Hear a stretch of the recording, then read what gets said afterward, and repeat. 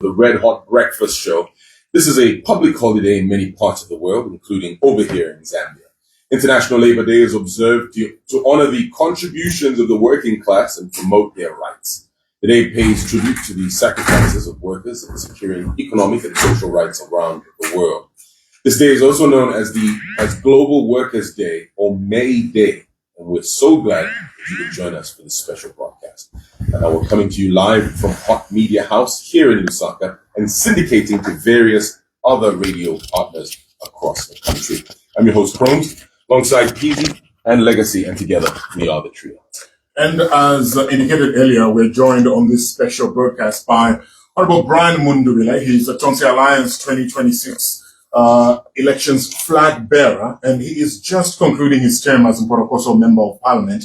Honorable Mundubile will be sharing with us the Tonse Alliance's agenda for jobs and protection of workers' rights. Now, you also have a chance to engage with our guest this morning by asking him some, questions and making some comments.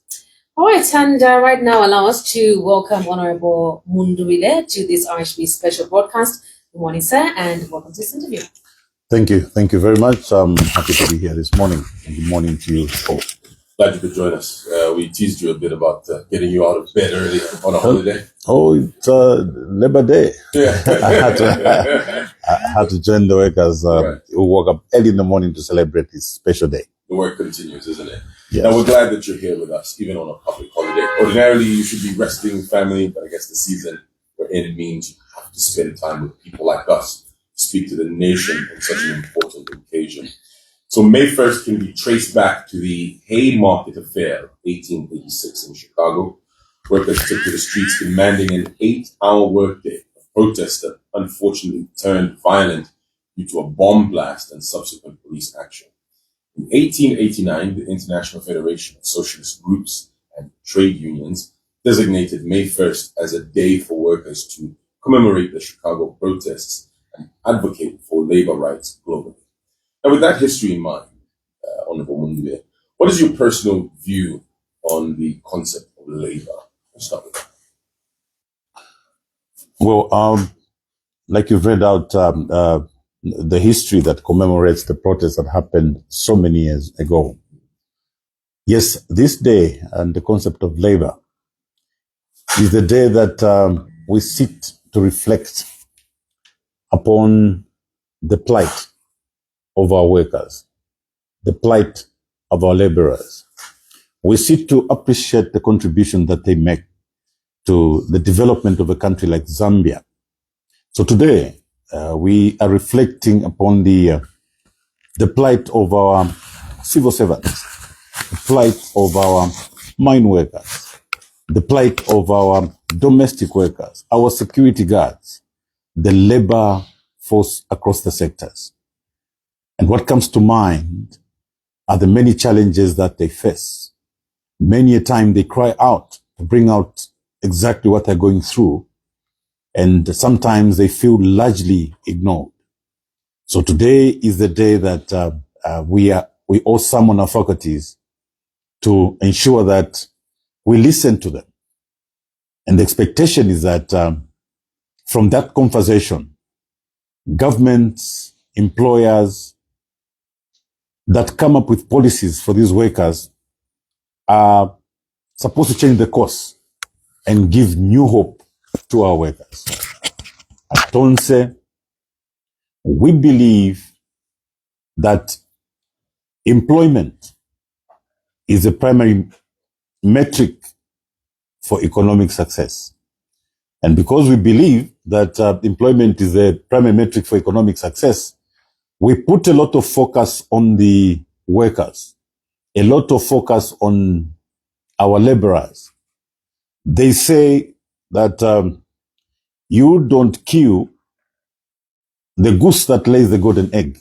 In this particular case, there can be no meaningful development. There can be no fight against poverty without employment. But then the question is, what sort of employment are we talking about? Today, we have what we call the working poor. Employment is created. People are working and yet poor. So these are some of the things that we are reflecting on as Tonse on this special day. Mundubile, I want you to just take us back a little bit here and do a personal reflection. You've spoken publicly before how you chose entrepreneurship early on in your life, but you must have been, employed at some point in your work life. Just kindly share a bit about your employment history. Yes, I once worked for the Zambia Privatization Agency.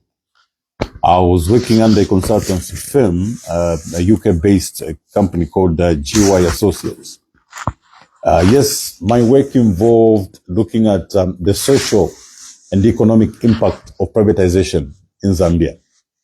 So I was involved in engaging privatized companies. We looked at the pre-privatization performance and the post-privatization performance. We basically focused on the impacts that privatization had. I had a lot of meetings with workers, focus group discussions to just look at those particular aspects. Yeah, so I worked there for 3 years, and I was lucky. I guess I was lucky. It was a well-paid job. I was very comfortable, as I worked there, well-paid and all that. It was from there that when the contract came to an end, I was able to start up a business and went all the way with it. Yes, so that was my short experience in my work life, so to speak. But of course, even when I went out to do business, I still consider myself as a worker. This is where we had formalized self-employment. I was reporting for work like any other person. I was not going to work as the owner of the company. I was going to work as a worker of that particular company. So I reported to work, and I did everything else that every other employee did. So besides that former employment that I had, I also worked in a setup in a company that I was a member of, but I was also a worker in that company. Okay. Well, if you just tuned in, this is a special Labor Day interview with Honorable Brian Mundubile here on the Red Hot Breakfast. Stay tuned. Red Hot Breakfast from 6 to 9 hours. Play these ads. At Nicholas' house, everything is taken care of. All you have to say is, I do. The monitors, no? Celebrate by jumping The monitors are low? Mika No, Love it's just the Jasmine. advert that's low. Mika Hotaka Blanca, the Mika Convention Center, where every detail is designed to impress. Enjoy free indoor and outdoor So how many venues, are there? a complimentary honeymoon They're suite, quite short. So. a free photo shoot venue, a free marriage blessing venue, and a 50% off your first anniversary honeymoon suite. Book your dream wedding today. Call 0961 876 570 or email us at reservations@mikahotels.com. Mika Hotels, where quality meets comfort and will forever be it. Oh, what the bad thing when everything is bright and cold. Everyone's birthday is my birthday. But guess what? When my banja comes together, banja washing powder, the family detergent. Zambia, the wait is over. Super Sport Bet is here. This is where sports fans play and champions are made. Get closer to the action, my guy. Watch, play, and win. Join today and get 10 free flights on Aviator Plus. Catch the best odds with Super Boost on your favorite matches. Don't just watch the game, play like a champion. Sign up like a bossale at supersportbet.com. To get conditions apply. Bet responsibly. No one ratings. Breakfast from 6 to 9 hours. Good morning. You're still listening to the Red Hot Breakfast with PLC. It's a special Labor Day edition with Honorable Brian Mundubile. Now, this year's Labor Day Labor Day theme is securing Zambia's future for work, protecting jobs, skills, and pensions for decent work form. Now, the national celebrations will be held in Chinsali, and President Hichilema is scheduled to officiate. Honorable, what is your interpretation of this theme? Yes, I think this is a very good theme. I was commenting to someone yesterday that The government may have picked it from the Tonse Alliance Manifesto, and I was very happy about that. Nothing wrong. We are here to provide alternative policy. Like I said earlier, when you look at employment is the primary metric for economic success. So meaning that workers play a pivotal role in a developmental trajectory. So when we talk about securing Zambia's future of work, protecting jobs, skills, and patience for decent work for all, really this should be the goal. Because where we are, we really can't talk about having protected jobs. We are looking at skills, for instance, in the health sector today. It makes very sad reading to see that many of our doctors, young doctors, professionals who graduated some years back are still on the street. They've actually been volunteering. Some of them have been volunteering for a couple of years and haven't had an opportunity to be absorbed. So these are highly skilled professionals that have stayed behind whilst their friends have gone across the borders to look for greener pastures. They've stayed behind to volunteer and give a service, and yet not given a chance to serve. When you look at workers in the mines, you find that they've got a job quite all right, but they are not leading a dignified life because they're not getting enough for a decent life at that. So as we look at all these things, we at Tonse are looking at how best we can protect that miner working for this big mining house that is posting and boasting about their profitability in international magazines whilst they remain poor. We are saying we can't continue complaining. We've got to come up with practical solutions to help these workers. And among the solutions would be to set up what we're calling sectoral minimum wages. You see, when you're coming up with minimum wages, they can't be general because sectors are different. So when you talk about sector minimum wages, for instance, allow me to give an example of the mining sector in this particular case, because mining is our mainstay. Our miners, those drivers in the mines, driving and operating different types of equipment, deserve decent wages, decent salaries. So government should be able to come up through the Ministry of Mines with what we are calling sectoral minimum wages that guarantees a minimum wage to a worker, regardless of who their employer is within the sector. Because what's happening is that how our workers are exploited in these various sectors. Most of the mining houses are not mining directly. They are outsourcing the mining function to subcontractors so that, they don't take the blame for the underpayment in terms of wages and so on. So once you have sector minimum wages, it doesn't matter who the employer is, whether it's the main mining house or the subcontractors. You have guaranteed a minimum wage to a driver regardless of who the employer is, but within the sector. You'd have guaranteed a minimum wage to a cleaner, regardless of who the employer is. So this is one way that we will protect our workers. And of course, when you talk about protecting jobs and skills, we need to employ what we are calling a merit-based recruitment approach. Once we do that, we will not have a situation where a doctor who graduated from the medical school 7 years ago is still unemployed, yet other doctors who graduated maybe just last year and volunteered for a few months are in employment. So these are some of the areas that we are looking at, and those are the few examples we are drawing from this year's theme of Labor Day.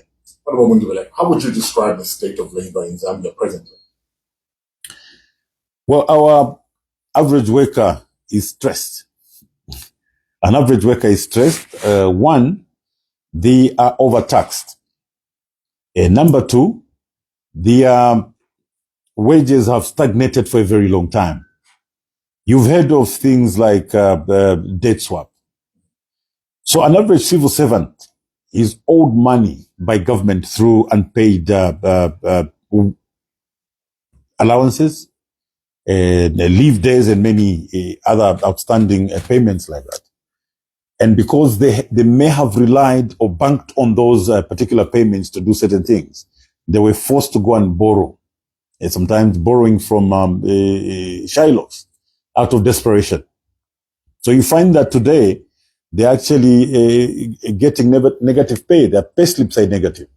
So an average worker is overtaxed. They're highly indebted, as it were. So there is need to give relief to these workers, be it civil servants and those in the private sector. So we are saying to the civil servants that the implementation of the debt swap will be amongst our top priorities to ensure that we give relief. At the same time, we'll look at wage growth so that the wages are adjusted to respond to the lived realities on the ground. And at the same time, we will look at expanding the opportunities through industrialization. The reason why the average worker is heavily taxed is because the employment levels are low and government is milking the few workers that are there to try and get the taxes out of them. So to be able to give relief, we must expand or enlarge the opportunities through industrialization. That way, the government will be able to collect the desired levels of revenue through taxation, but using a wider base. Yes, so those are some of the things that we'll look at. And of course, like I said before, you have the working poor. We are going to look at stabilizing the middle class. We look at a dignified working middle class. And this will come, like I said earlier, through tax relief and wage growth. We want to reduce on welfare dependency because as a government, the focus should not necessarily be on increasing the budget year by year of welfare, social protection, increasing welfare dependency. I think there's need to ensure that the citizens who can be employed, who can be offered employment because they are trained, because they are skilled, and they're still energetic, should be given an opportunity to work. Getting back to what we said earlier, that the primary metric for economic success is actually employment. Now, is there a number stated in your manifesto as to how many jobs will be created during your administration? We're not throwing numbers in a vacuum. We're looking at numbers sector by sector. Examples that I would have would look at, for instance, the agriculture sector. We will look at the mining sector. We will look at creative arts. We will look at the digital economy. If you peruse through the manifesto, you find that sector by sector, we actually made provisions. The estimates are that in the agriculture sector, we will come up with around 300,000 jobs. In the mining sector, there should be well over 300,000 jobs. Creative arts, 95,000 jobs. Digital economy, 95,000 jobs. So sector by sector. And we've been able to explain how we arrive at these numbers, as it were. Yes. Since we're looking at promises, Honorable Mundubile, and talking about promises, let's listen to then opposition leader Hakainde Hichilema, talking just before the 2021 elections on how, if elected, his government will deliver jobs. Not to lose hope. Keep your hopes, because we believe that help is on the way. What we need is a change of government to the new PND. Then we'll bring credibility, new vision, new thinking. We will, as UPND, once you give us your mandate, come to August 2021, we will create an economic revolution. Number one, we will create an economic revolution. Zambia, number two, will witness the greatest economic recovery that the African continent has ever seen. Number three, when we achieve our vision, As we achieve our vision, there will be jobs. There will be jobs. There will be jobs. There will be more jobs. There will be businesses. Then there will be support for the weak in society. Who are they? The children, the orphans, the sick, the old, the disadvantaged in society. We will take care of all of these. That's our promise. That's our commitment to the people of Zambia. We need to agree that you can't ask those who have destroyed the economy to fix it. We will fix the economy, not the PF. The PF have destroyed it, our duty is to fix it. I want to thank the people of Zambia for being resilient, for being strong, for being survivors. That you've suffered enough. Let us try change. Up there speaking is then in opposition, President Hakainde Hichilema speaking to jobs in 2021. Honorable Mundubile, what do you make of these promises almost 5 years later? Well, what's very clear from the clip that you've played is that my dear brother, President Hakainde Hichilema, had a passion. The passion was very evident in his speech. But maybe what was not clear, what he may not have thought about, was the how that he was going to create these jobs. What we picked from there was that there will be jobs, there will be jobs, there will be jobs. Yeah, so the difference with the Tonse Alliance the manifesto looks at moving women and youths from the margins. You know, we are moving them from the margins of the manifesto to the center of the policy and economic transformation. The difference here is that many a time governments come up with policies in a vacuum. And these policies sometimes do work. But in the case of Tonse, we first of all have a Zambian at the center. We have Nakulu Mutinda representing a poor rural woman with her children, with her grandchildren. So when we are coming up with these policies to create employment, we actually have people in mind. We are just not coming up with policies that favor investment and hope that they'll create employment. That's the difference. The policies can be crafted, and good policies at that. And then there is hope that they'll create employment. In our case, the Zambian is no longer at the margins. They're actually at the center of the policy and economic transformation. Meaning that if we are talking about policies in the agricultural sector, the starting point is a Zambian at the center and how exactly they're going to benefit. That is how we are able to come up with estimates of numbers that numbers of jobs that will be created with these particular policies. Yeah. So when you ask me about some of these promises that are made, like I said, the passion was evident, but maybe the president, my dear brother, needed to go further to put the Zambian at the center of this policy regulation.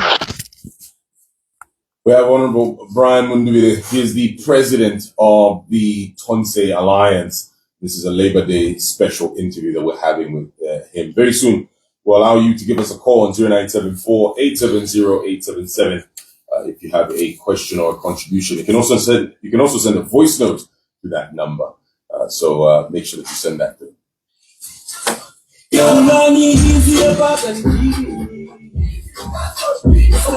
Something easy.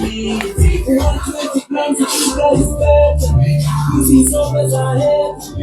Easy cause the most flavor. Easy is always ahead. It's what can be heard. Easy just for easy alright. Easy just for easy. Easy just for easy alright. Easy just for easy alright. Easy just for easy alright. Easy noodles just got bigger. Now available in 120 grams. Looking to connect to Solwezi, Zambia's thriving mining hub? Your journey just got easier. Zambia Airways now offers 6 weekly flights to Solwezi, keeping you connected every day except Tuesdays. Traveling for business, industry, or connecting with family? Skip the long drives, save time, pay less. With enhanced onboard service, warm hospitality, and reliable schedules. Book your seat today. To secure your ticket, call 0211 431 500. Visit www.zambia-airways.com. Visit our sales office or your preferred travel agent.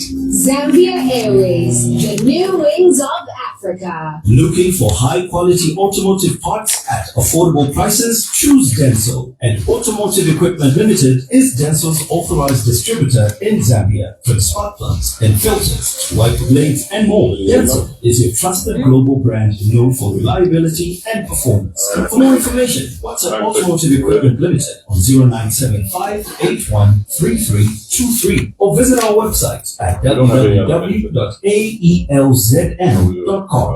Denso delivers quality you can count on. Automotive equipment, because you deserve quality. The news headlines every second hour are sponsored by Swan Insurance Zambia. For you, for them, for life. Swan, for life. Outgoing United States Ambassador to Zambia, Michael Gonzalez, has expressed disappointment over persistent corruption in the country and the government's failure to take action against those involved, particularly in critical sectors such as health. Petroleum expert Dr. Kafula Mubanga says the 4 kwacha 21 ngwe increase in the pump price of diesel from 29 kwacha 78 ngwe to 33 kwacha 99 ngwe for May 2026 is artificial, stating that the actual increment is closer to 9 kwacha when factoring in government-backed tax exemptions. A coalition of civil society organizations has warned that the government's decision to cancel RightsCon 2026, which was set to begin on May 5th in Lusaka, reflects a broader pattern of democratic backsliding, particularly regarding freedoms of expression and assembly. China will scrap tariffs for all African countries from today except Eswatini, which maintains ties with Taiwan. And veteran coach Dean Mwinde has urged the Zambian Premier League to introduce more cup competitions beyond the ABSA Cup and the Samuel Zoom Lovu Charity Shield, which are currently the only elite knockout tournaments in the country. The heat is on. I have spent years in leadership and I've learned this. Leadership isn't about title. It isn't about responsibility. Africa is at a defining moment, but access and opportunity do not always meet. That is why we created the C-Suite Africa Summit. On the 23rd of May at Sierra Resort in Zambia, we are bringing together leaders who are building, deciding, and shaping what comes next. A curated room, high trust, real conversations that drive real outcomes. I'm Omar Malufila, founder of the C-Suite Africa Summit. To secure your seat, visit www.csuiteafrica.com or call 0969 188 659. I'll see you on the 23rd of May. Are you ready for something bigger, more strategic, and more commercially impactful than ever before? Join the Insurance Association of Zambia Insurance Conference 2026, taking place 16th to 19th June 2026 at the beautiful Radisson Blu Monsieur Tunya Livingston Resort. This year introduces an exciting new highlight, the IAZ Business Forum, focusing on strategic business opportunities between Zambia and Tanzania under the 3I concept: investment, insurance, and innovation. With the support of the Pensions and Insurance Authority of Zambia, Insurance Brokers Association of Zambia, and the Insurance Institute of Zambia, the conference will feature engaging conference sessions, a meaningful CSR activity, and a glamorous gala dinner and awards night. Register today and enjoy the early bird rate of just 12,000 kwacha before 20th April 2026. Standard registration is 13,500 kwacha and late registration is 16,500 kwacha from 16th June 2026. Don't miss this premier industry event. Secure your seat today at the IAZ Insurance Conference 2026 in Livingston. Hot FM, the red hot breakfast is here. Zambia, turn it up. Good morning. The Labor Day weekend is finally upon us, and you need to make it more than just a break, make it an escape. You can do that by celebrating at Chaminuka with a full board lodge experience designed for pure relaxation, adventure, and unforgettable moments in nature. From scenic game drives and sunset boat cruises to horseback safaris and exceptional dining, every moment is yours to enjoy. 3,600 kwacha per person per night if you're booking one night, or the special 2,800 kwacha per person per night for a minimum stay of 2 nights. We'll give you accommodation, bed and breakfast, Chiminuka signature buffet lunch, dinner, activities like a game drive, boating, fishing, cheese with wine tasting, horseback riding, as well as a bushwalk. So it's time for you to slow down, reconnect, and indulge in a long weekend that truly rewards you for all that hard work. Because hard work deserves a beautiful escape. You can contact 0966 008616 or 0973 736865. T's and T's apply.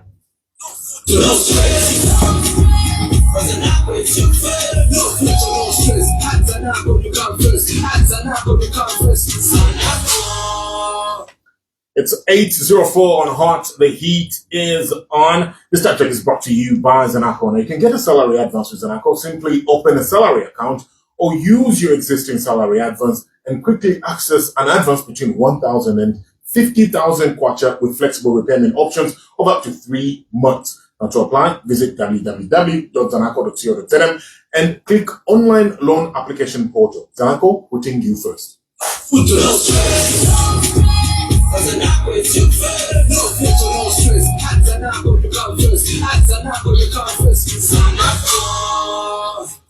Red Hot Breakfast from 6 to 9 hours. Yes, the Bread Hot Breakfast here on Hot 87.7. Now, remember our breakfast partner for Fridays is Cubana at Arcades. Now, if you need a space for a business meeting without the boardroom pressure, well, Cubana offers a comfortable professional setting, perfect for meetings and casual discussions. With great food, attentive service, free Starlink Wi-Fi, complimentary coffee or tea for all your breakfast meals, a calm atmosphere, Cubana turns meetings into experiences. They open daily at 9 hours, so head over to Cubana today. That's We have a meeting. We have a meeting at close 10 production, hours. A very serious business meeting that will be at Cubana at Arcades. Oh yeah, for sure. So lots of food there as well. Yeah. That business meeting that we're going to have. A lot of business talk. Business very, talk. very, Very, fancy. very important. Head over to Cubana today. Absolutely. Well, welcome back to the Red Hot Breakfast Show. It's a special Labor Day edition featuring Brian Mundubile, the president of the Tonse Alliance. Now, Honorable Mundubile, before the break, you spoke about the gap between passion and actual implementation when it comes to job creation and the need to put Zambians at the center of policy. But to be fair, there are those who would argue that this administration has made some strides. To their defense, one can say that UPND administration has created thousands of public service jobs. Teachers, nurses, soldiers, and also police officers have all been recruited. What do you make of this mass recruitment into the civil service? Yes, I agree. There's been some mass recruitment within the civil service. But you see, employment in the civil service is limited. There are limited spaces that can be created in the public service. Ideally, job creation should be focused in the private sector. The numbers in the private sector can be exponential because as the industry grows, as your industrialization grows, the numbers also grow. In terms of public sector, you have limits. Yes, it's a commendable job. It's 30,000 teachers, nurses, and all that. It's a commendable job. But my statement was referring to the many policies that government was coming up with in the private sector. If you look at the levels of investments in the mining sector, the numbers are huge. They're in billions of dollars. But when you look at employment created in those particular sectors, the numbers are minimal. If you look at policies in the agricultural sector and how they translate to job creation, it leaves much to be desired. There are many other sectors like that. So the focus it will not necessarily be in the public sector because you have limited space, but to be able to enlarge the private sector, to increase opportunity and expand opportunity in the private sector through industrialization. It's only then that the numbers can be exponential. That's the point that I made. Okay. Now in Zambia today, many youths don't have jobs. Now the government recently launched the Misepela app. What's coming out of this is that many young people are failing to access services on the app, especially loans, because of a number of requirements which they're failing to meet. What's your general assessment of this Misepela app that was launched recently? It's a very good initiative, so to speak, but the app is just an enabler. The jobs have to exist. If you don't industrialize, if you don't expand or increase the opportunities through industrialization to create jobs, even if you have an app, there are no jobs. Okay, so the use of the app there will not be appreciated. So the starting point, even as the app is there, is for government to come up with policies that will introduce job opportunities. So at Tonse, we are saying the job opportunities will come through industrialization. In Bemba, there's a famous saying, Imbwa vayumina noko kwete kuminwe. We are referring to the low-hanging fruits. We want to talk about the easy solutions. We will not talk about complicated graphs and things of that nature. I gave an example earlier of jobs that will be created in the agriculture sector, and this will come through the agro-processing industries. You are looking at value addition in agriculture, value chains in the mining sector. So the app as an enabler, as a platform to be able to look at different skills and advertise jobs is a welcome idea. But the primary objective should be to create jobs and then advertise them on the app. All right. Well, some of the sections of the labor market feel the process of obtaining employment permits for foreigners doing jobs that Zambians can do is very porous.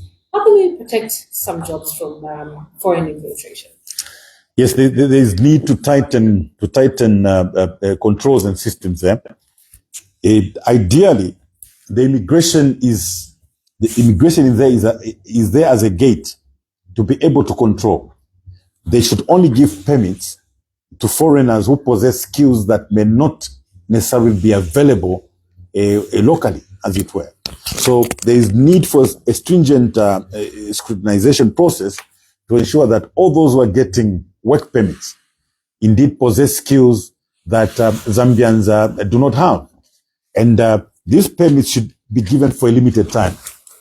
There should also be a deliberate policy to ensure that these particular skills are also transferred to Zambians. The permits are given for a limited time on condition that at some point Zambians would have picked up those particular skills and continue working at that.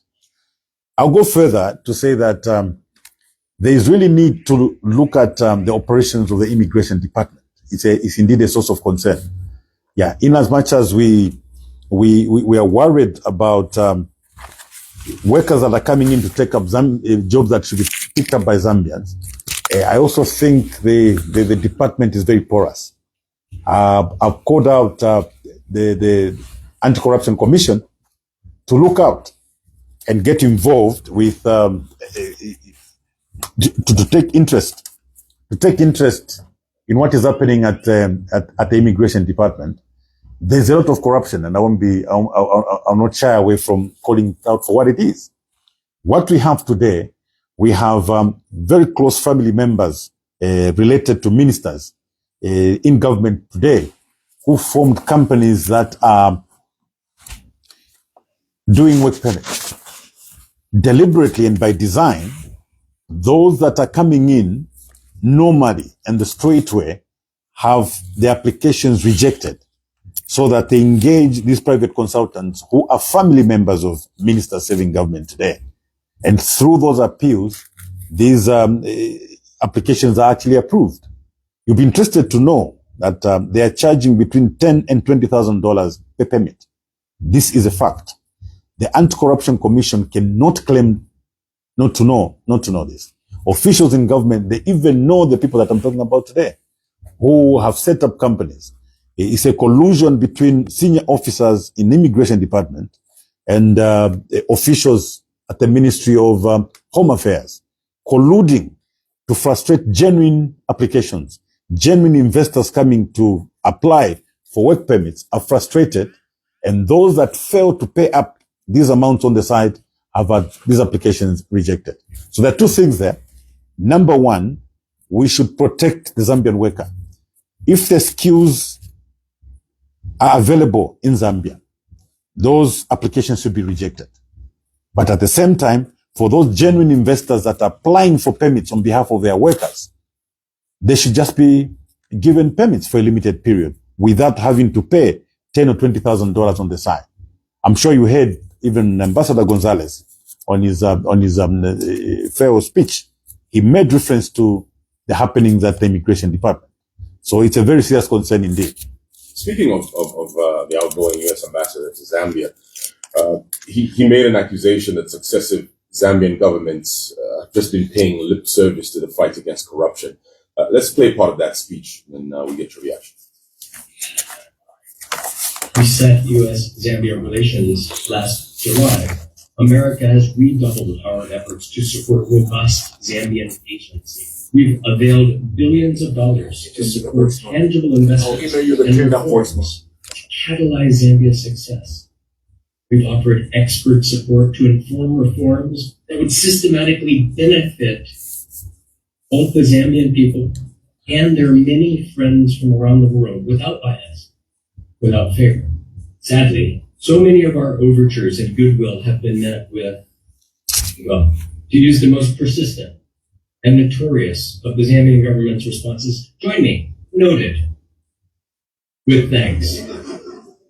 But appointing a Director General of the Anti-Corruption Commission who herself was actively under investigation at the time of her appointment, and her admonishment to her intentionally under-resourced agency not to investigate senior government officials only cripple hopes. Now, Mr. Mundubile, what's your reaction to some of the things that Ambassador Gonzalez said in his farewell speech? Yes, he raised a number of issues bordering on the fight against corruption, thefts in the public service, as it were. Now, these are issues, Tisha, that we've raised in the past.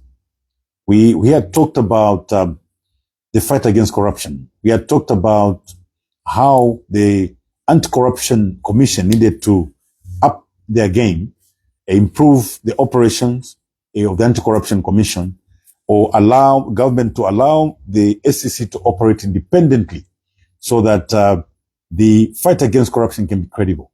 These voices were ignored.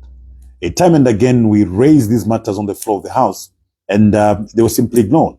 Now we are getting it from the outgoing ambassador, who worked very closely with government. If at all people thought we were politicking, there we are now. It's coming from a top official, top US official, who's leaving this country. So if you look at the image of government today, insofar as the fight against corruption is concerned, if you look at the work of government today, insofar as thefts or in the health sector are concerned, and what measures government has put in place, it makes very sad reading. He was very categorical. He talked about these thefts not only involving U.S. drugs or the medicines funded by the U.S. government, but also by other governments. He also mentioned that they had made formal complaints to government. They have made formal complaints to the president, and nothing has been done. So when we talk about political persecution in the name of the fight against corruption, this is exactly what we meant. Where government had credible evidence of their own ministers, their own government officials, reports coming from the U.S.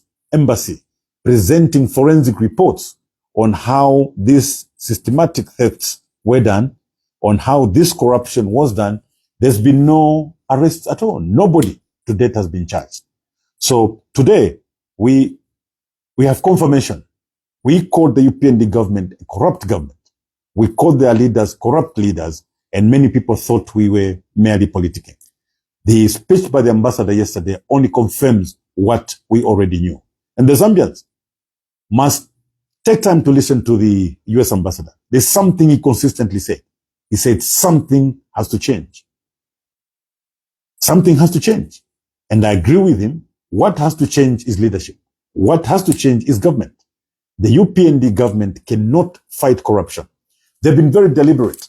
They would put someone who is facing corruption charges at the helm of the SEC. It's very deliberate. It's designed. They will go to the Auditor General's office. They will put an Auditor General who does not qualify to be an Auditor General. These are some of the ways, the systematic way the UPND has been covering up for corruption or indeed thefts in many government departments, as it were. So Zambians should take time to listen to what the Gonzalez had to say. I mean, if the government can go to an extent of ignoring a report on the pollution that happened on the Copper Belt that affect many lives, not now. There are many lives that will be affected into the future. Children who will be born from those areas, from parents who may have consumed products, water from that pollution, will actually be affected for many generations to come. And government downplayed that. There were calls on government to act on that particular pollution, but government has just downplayed it. And Zambian lives into the future will be highly affected. So what sort of government do we have that does not even care about its own people? That's the situation as we have it today. All right, so guests are just joining us. We have Tonse Alliance President, Honorable Brian Mundubile, joining us on the Red Hot Breakfast this morning. You've been sending us your voice notes. Let's play them back, and we will open the phone lines on 0974-870-877, 0950-955-877. Do send us a voice note or give us a call. For me, it's I think it's a question that I think I deserve an answer for. Honorable Mundubile, when are you going to come up with one team? Because already we are seeing that as the opposition you're disgruntled. Everyone is running their own show. 20 of you want to challenge you. And we've been talking about unity. Does it mean that you have not listened to the voices of the Zambians, or you, within your batches, you're just stubborn, all of you? You don't want to come together?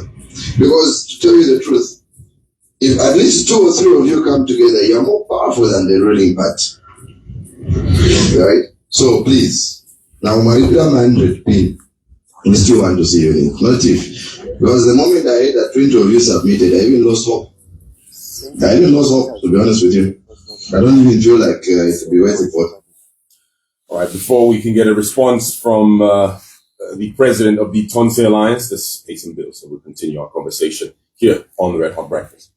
Every child learns differently, and every child deserves the chance to shine. Every child can learn. Brought to you by Rosepark Schools Group. We explore what learning support is and how our inclusive approach helps children with ADHD, autism, dyslexia, and other learning differences succeed right inside the mainstream classroom. With guidance from qualified medical professionals, our learning support team follows 3 key steps: assessment, personalized implementation, and continuous monitoring. When support is tailored, children grow in confidence, ability, and independence. Discover how children with additional learning needs can learn by tuning into Hot FM every Monday at 16:10 hours. Every Child Can Learn by Rosepark Schools Group, supporting parents, empowering children. Don't just run a business, build something that grows. Introducing Excel, a scale-up program for founders and business leaders powered by Lead Networks. Happening from the 5th to the 8th of May at New Metro Arcades from 17:30 to 20:30 hours daily. This powerful experience is designed to help you scale your business through access to capital, mentorship, strategic networking, and real market opportunities. Learn directly from top industry leaders. Oscar Chavula, Chairman of Hot Media Group; Abraham Cabasso, Founder of Leap Networks; Charity Lumba, Visionary Global Leader; Frank Banda, Founder of Wirepick; Senior Counsel Carol Mushitu, Managing Partner at Mushitu Advocates. Registration is only $1,000. Limited spaces available. Secure your spot now by sending WhatsApp to 0979-333-751. Excel 2026, where real businesses scale. When I click like on the thing, it's just showing me what is coming in like at the moment. So you can change what you see. On the phone, you have it on the laptop. Oh. Express graded, I broke, check it out, express graded, express graded. I'm sure now it's strange that also. Express graded, you need immediate access to your money after your loan has been approved. We are the best in town. Well, we got the best offers for you here at Express Graded. Apply today and access up to 10,000 option to address your financial goals and expected exits. Enjoy the special service and interest rate and the special loan. So the special On the phone, rate it's weird. It just filters a lot of things Yeah. out. Express Graded. Right, Papa? So you respond to that voice note.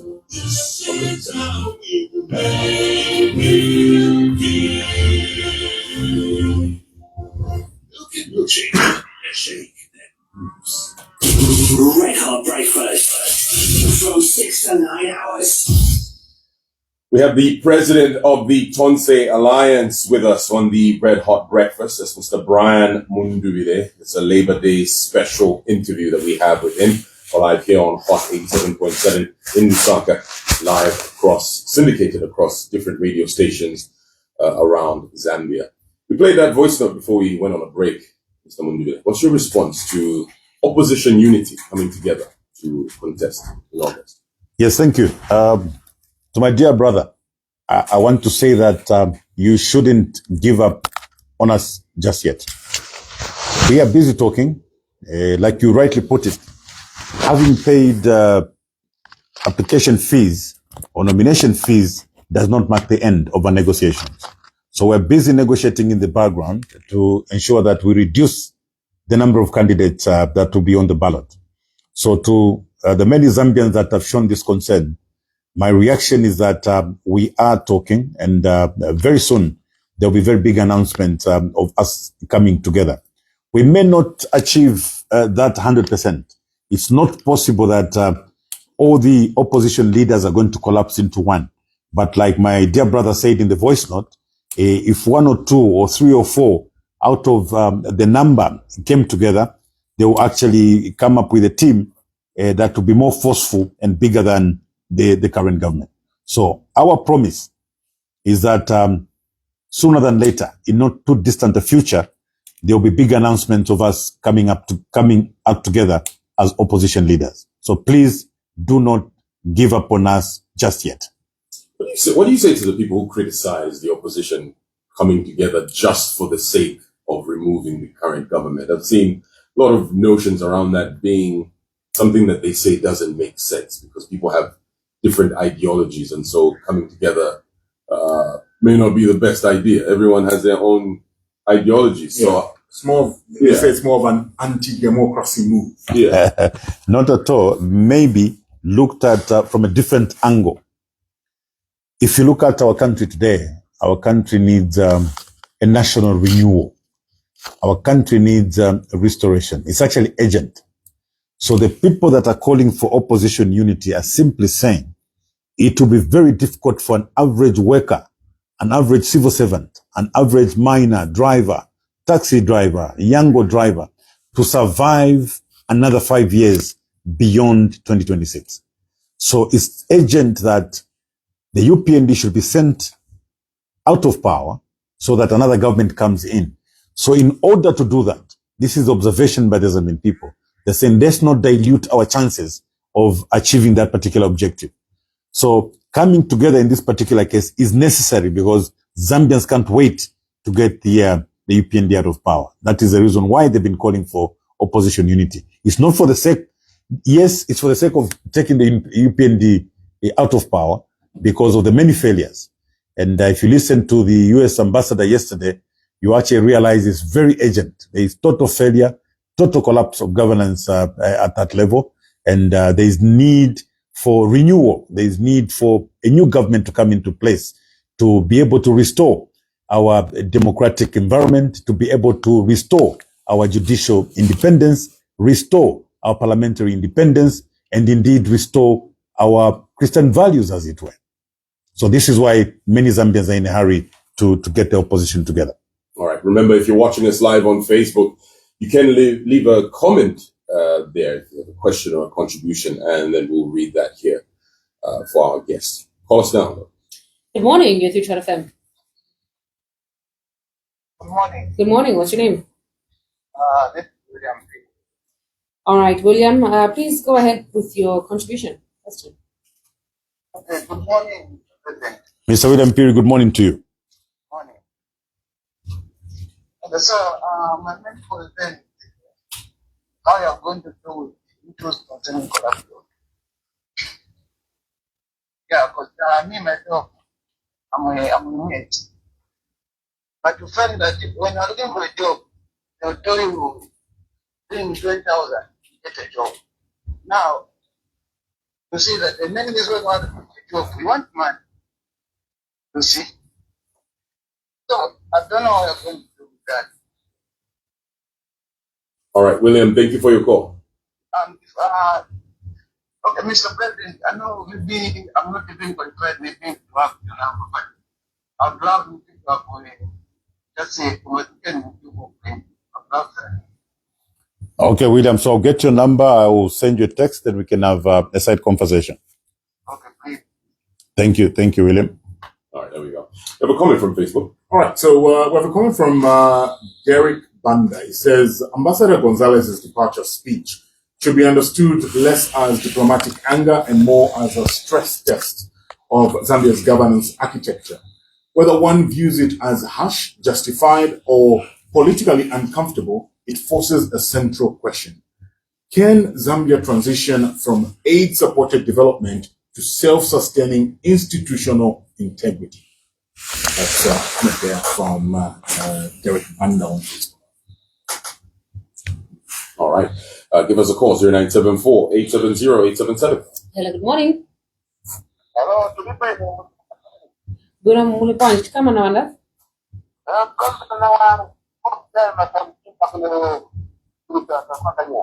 What's the name of it? Zinano Ndimawandani? Zinano Ndimawandani. Ndimawandani zina yanu. Ndimawandani zina stambele zina. Wasa mchimba, okay. Okay, funzani.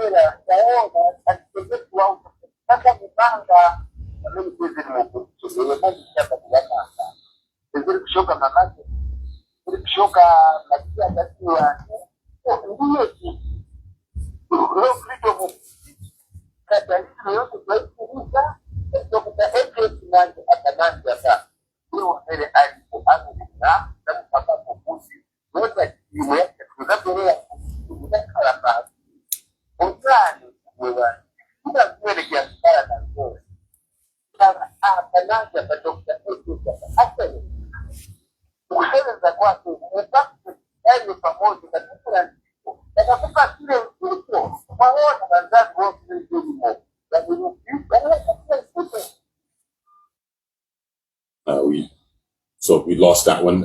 Let's pick up another call, then we'll allow our guests to respond. Hello, good morning. Good morning. Morning. What's your name? My name is Tonse. Said John? Noel. Noel. Yeah. Yes, Noel. Please go ahead. Chairman? Yes. Please go ahead. Good morning, Noel. How are you doing? I'm okay, sir. Long time. Yes, long time indeed. You know, I hope you're well. Yeah, there's no investment somewhere there. Indeed. Yeah.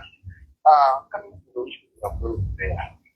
For the president. Me, I'm not good. I'm not standing as a councillor. I'm not standing as a member of parliament. In order for me to stop lying to you that you alone you are popular, then I would like to Zambian people what they want right now is you I'm sure those who are surrounding you, they will come to you, sir, who are moving on the ground, you can make it your own. That is a total life. Even those who are marketing property, stand their own and healing, but they are like, I want to be a good home. Only people who are getting only the three of you. You on a community,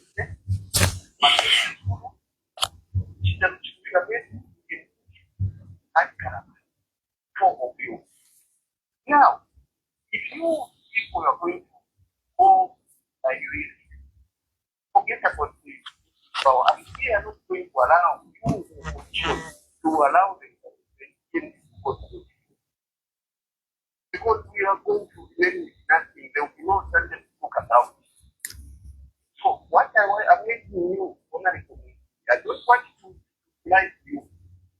Can you come together as a position and make something which will grow, move the Zambian people, they are ready to do that, but it is you, the opposition, who are not organized, who are disorganized. All right, we need you to conclude, please. We need you to conclude.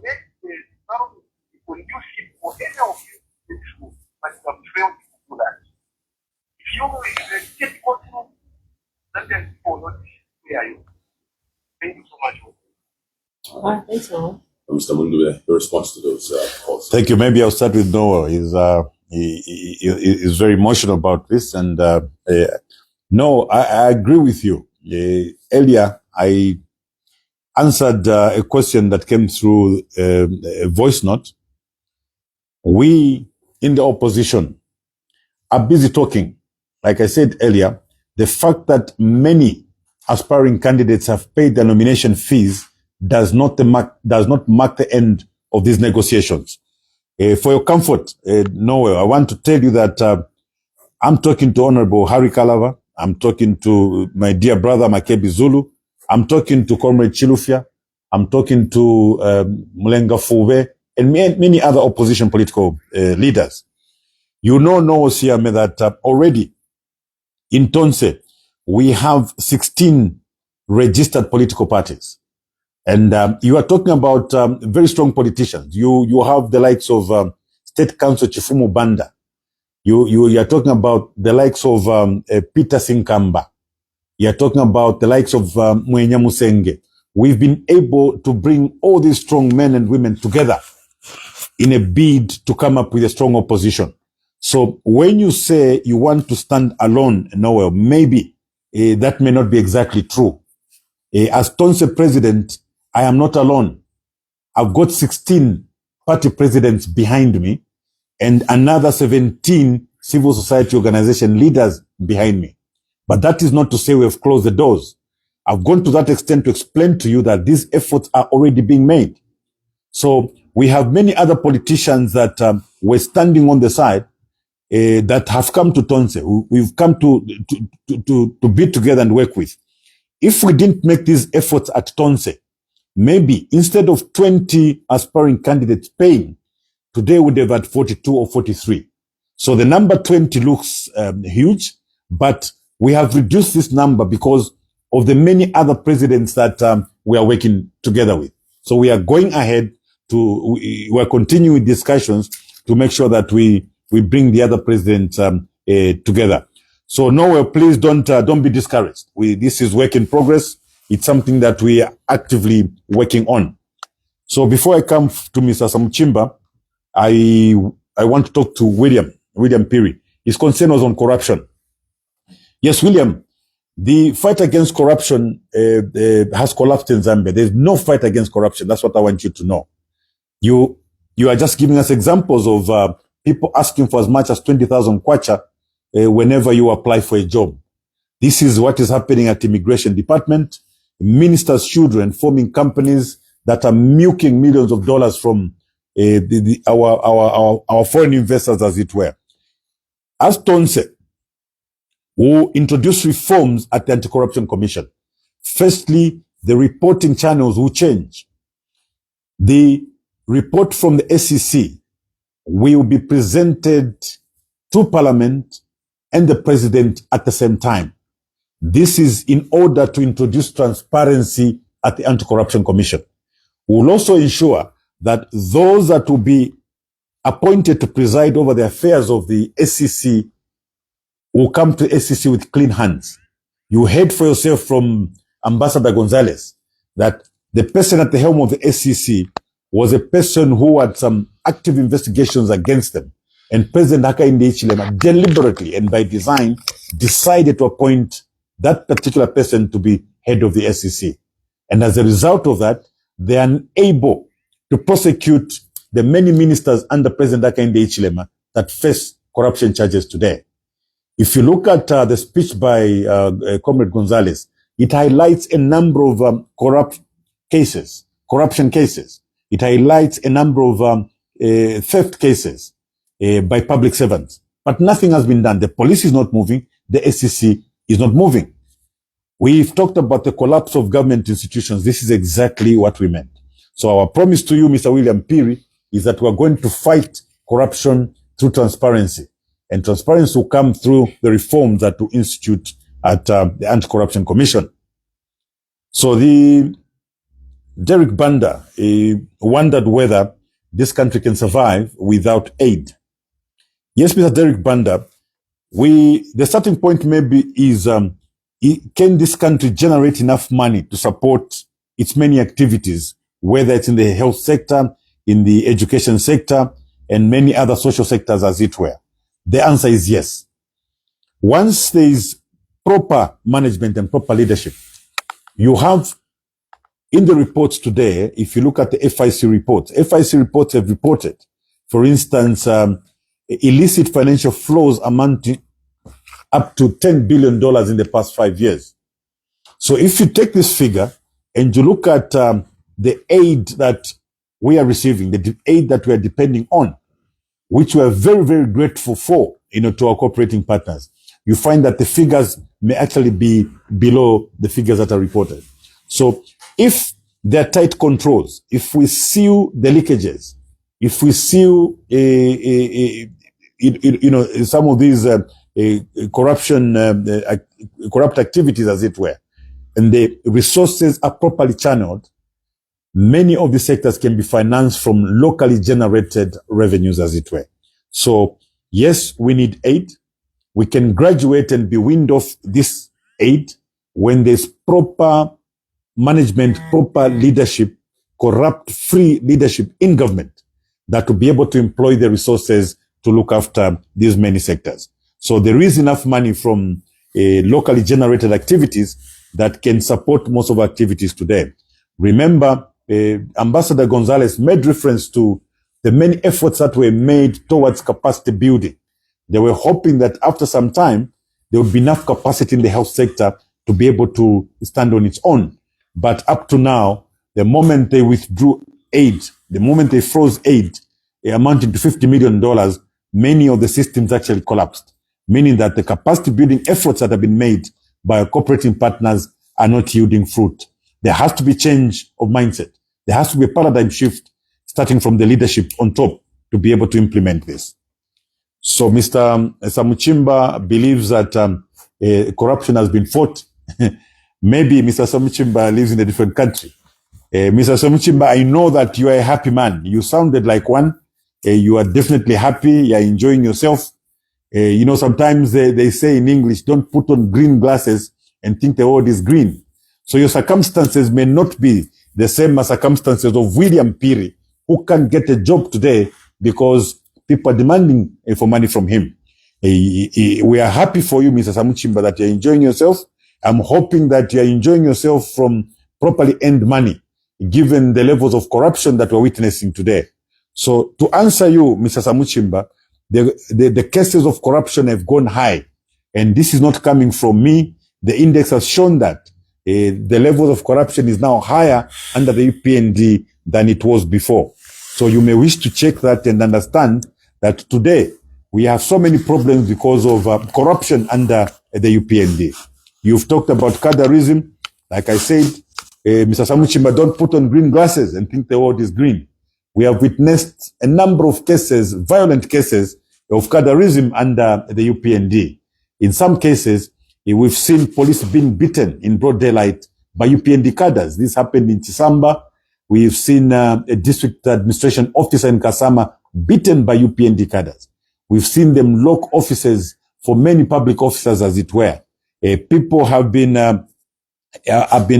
injured and abducted. Cases of abduction. You talk about my young brother, Joe Black Apple, abducted, brutalized by UPND cadres.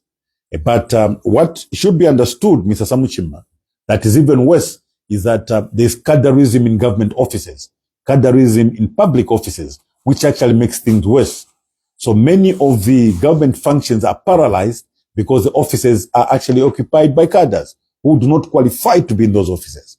And Mr. Samuchima, I want to promise you that as Tonse, we are going to come up with a merit-based recruitment approach, and we are going to depoliticize the civil service. Cadres will have their places outside government offices, as it were. So as you talk about cadreism, Mr. Samuchimba, please know that in the coming government, as we change government this year, there will be no more cadreism in government, as it were. Thank you very much. All right, so just joining us, we have Tonse Alliance President Brian Mundubile joining us on the Red Hot Breakfast. So more questions coming in from our Facebook page. This one is coming in from Baton Boalia. He says, Mr. President, what are your plans for Mpika, especially with the gold discovered in the district? Are you going to chase the youths who are usually referred to as illegal miners? That's a question there coming in from Burton. And Kathy Tembo is saying, good morning. Good morning, Honorable Mundubile. Copper Belt is in a mess. It's becoming a ghost province, so as Southern Province. There is so much rhetoric than action on the ground. We have laws to remove public holidays, but no laws on job creation. What do we expect in the first year of your presidency? That's Kathy Tembo there on Facebook. All right, now before Mr. Mundubile can respond, let's pay our bills.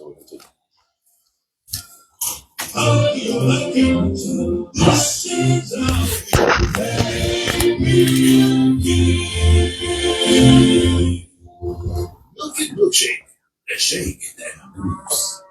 Picture this. You're hungry and you're craving something different. Something with a crunch. Oh, wow. That's perfect. Crunchy and packed with flavor and so much taste. Brother Patch, crunch it. You know how we do. Introducing Yo Crunch, the sponge you never stop crunching. Yeah, but I'm not saying you. Feel the crunch. I can see that the picture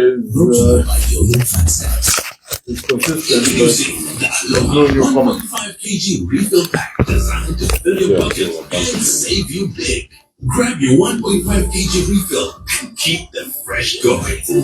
Aloha, say hello to fresh. Are you ready to take the wheel of your future? Join Ziva Driving School, where confidence meets the road. We offer professional lessons in C1 light motor vehicles, Class B manual and B automatic, affordable, flexible, and designed just for you. From theory in class to getting a professional license, on the road learning, and lastly, a full driver's license. We do it the right way. Don't just dream of driving, drive. Enroll today at Ziva Driving School by calling 0979 665 300 or 0776 245 039. Visit our head office at block number 2063 Zambia Road, Woodley, Lusaka. Because every journey begins with the right trading. Ziva Driving School. Drive smart, drive bold. Some days test your limits. Fit Sports Drink gives you the edge. Electrolytes for hydration and antioxidants to fight fatigue. Fit Ultra. The Red Hot Breakfast is brought to you by Standard Chartered Bank. Here for good. 0848 on Hot, the heat is on. This is the Red Hot Breakfast with Chrome's Legacy and Peasy.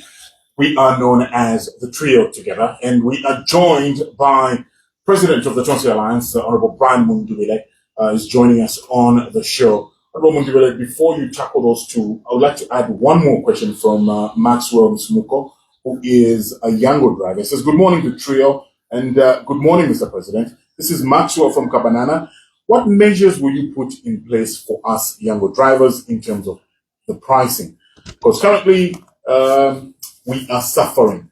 Just imagine I pick up a client from Kabanana to Lilai, Police College, and it's about 27 to 31 kilometers, and the price was 125 kwacha. So imagine the younger people removed 18.81% from that same 125 kwacha.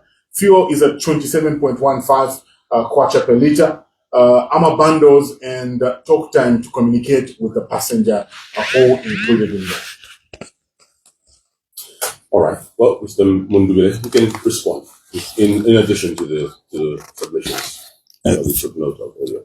Thank you very much. Baton Bualia is asking about the gold mines and wondering whether we introduce guns.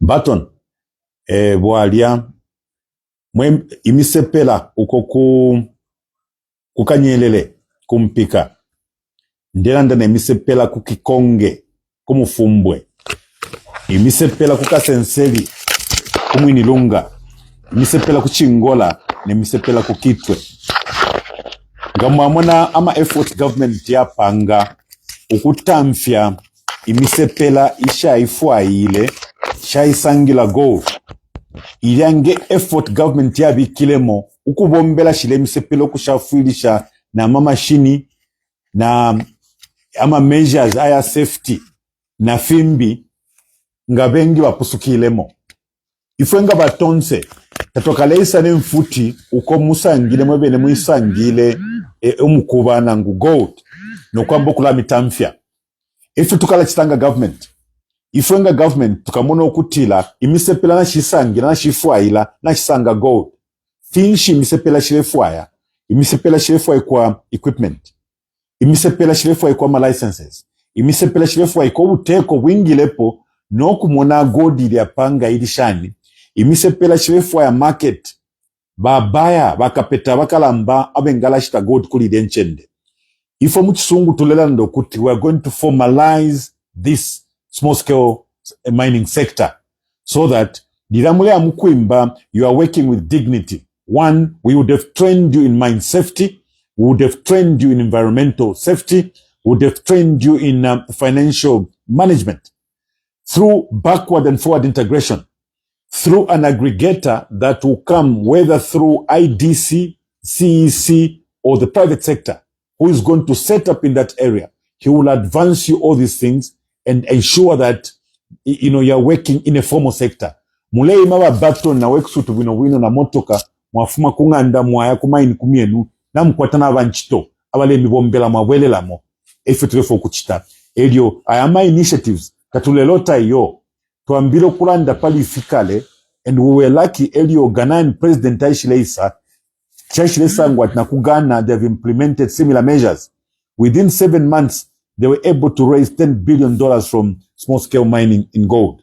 So to assure you, Babaton, imfutish kalasangwa kuma gold mine, ni imfutisha kusta protect mwemisepela mwale chita mine against intrusion by the foreigners who may be coming from neighboring countries. Ten futish kala misonta ukutiwe ngami kumipika iyo. There is nothing wrong that you are doing. You've just discovered a resource given to you by God. Government's job is to ensure that you are safe as you're mining. You are licensed as you're mining. And indeed, you have capacity to be able to mine and make a living out of it. As a matter of fact, mulea fo uteko, mwebe ne mwa isangila. Ila government ile filo kupanga isha nchitosha kupele imisepela sha sanga. It's actually a favor. Government should be very quick to move in and ensure that these sectors are formalized. So under Tonse Baton Bualia, be assured that imibombele ikabeya ivela sana. So Kathy Tembo Aleti, Copper Belt is in a mess, including Southern Province. Kathy, I agree with you. I come to the Copper Belt often. Ni mona FHD. Uko Copper Belt, ifintu fingina filuvana. Number one, napo abe ne abalomendo nabakashana vale ifwaila. Badi sawa fulunganya. eyo tababafulunganya for any good reason kubafulunganya pantu n'abakwata abanenso bali mu government lelo n'abakwata balikwata imibeere eshibi isha kutumwa tamfi emisepela muti yo tulefu ku kitefi abale bomba ma government officials ebale ingilapo ukupo kama mine ukupo kama dump sites ama Black Mountain efya shala so kanshi mwe misepela kopa belt ko kuchingola na kukitwe na kuchira bombe na kumufurila fya fyonse ba mipoka tukamibwestesha ba investor tufile tule bapela greenfield mine ya kuyambila tatwaka kwate ba investor baka isamkula palaula mu dump sites yo ifyo fya bena Zambia imisepela bashikwete makaye nene aya kwamba mine yanyu niba investor bamusango shani abakuti balesa mkula palaula mu abomba banabo investor wina file kwisayambo kwambo kwimba from zero so kanshi iyo ama measures copper belt Kathy we want to assure you that we will bring up legislation that will guarantee business up to 50% to Zambians in the mining sector. You know that sector alone is worth about $5 billion per year. So 2.5 billion worth of business to Zambians will change the copper belt completely. Zambians alone, bali kwata capacity, bali kwata training na kale bali wombele kuma mining huko. They will start manufacturing bolts and nuts from there, ball bearings from there, and many other support industries are going to come up on the copper belt. So when we talk about industrial value chains within the copper belt, this is what we're talking about. We'll force legislation. We'll ensure we pass legislation that to compel the mining houses to give business to you and many others so that you can create employment as it were. So yes, the copper belt is in a mess. The southern province also is in a mess. You may be interested to know that there is export of lithium from southern province that is done illegally. People mining lithium and it's being done secretly. People think that it's export of sand. Government officials, highly supported by government, mines there which you can't access. There's a lot of mining activities that are going on and it's not disclosed. That is not how government is supposed to work. The lithium deposits discovered in southern province should have created enough jobs for my brothers and sisters in southern province today if these particular activities were being done transparently. Yeah, we know that southern province is normally badly hit by drought and they lose their animals, they lose their crop. Once they've discovered minerals such as lithium, those are supposed to come in to redeem the situations as it were. But our greedy and corrupt leaders have instead put in their friends to mine and corruptly export lithium out of southern province. Now that is going to stop, Kathy. That is definitely going to stop. All those operations will be transparent. They'll be able to create employment for our people in those particular areas. Yango drivers.